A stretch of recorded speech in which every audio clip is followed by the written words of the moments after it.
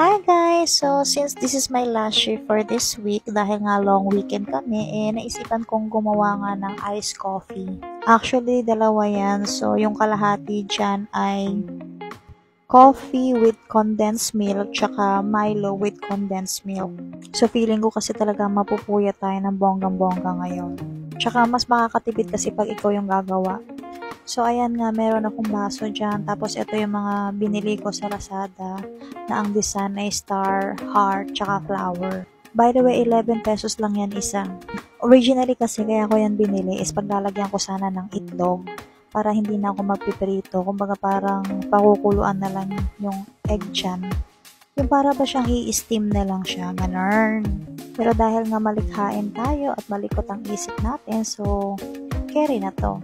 So, ayan nga, nilagay ko na nga yung iced coffee dyan sa aking baso at sinimulan ko na nga ang pag-mix ng mga ingredients na meron ako dito sa bahay.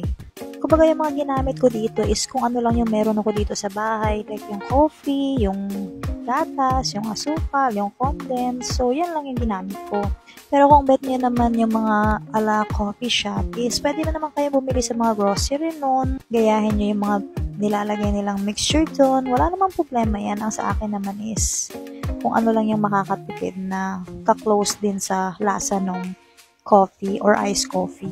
So, by the way, birch tree powder milk nga lang yung ginamit ko dyan. Kasi naubusan nga ako ng evap tsaka full cream milk. So, ginamit ko na lang is powder milk na.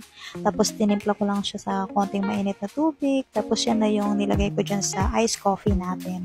Sige lang, kape lang, hanggat kaya pa ang hyperacidity, ganun. Pero feeling ko kasi magpupuyat ako ng bonggang-bongga ngayon, kaya nag-coffee rin talaga ako. So, ayan, mix ko lang siya, tapos meron akong magandang straw dyan, so, okay na yan.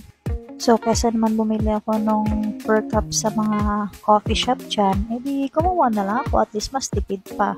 So, ayan na ito nga ating finished product. So, mukha naman siyang masarap at ramdam ko ang palpitation after nyan. So, ayan, titikman na nga natin kung ano talaga ang lasa. Sige, bigyan niyo ako ng mga ilang segundo para namnamin. Oo nga, masarap nga.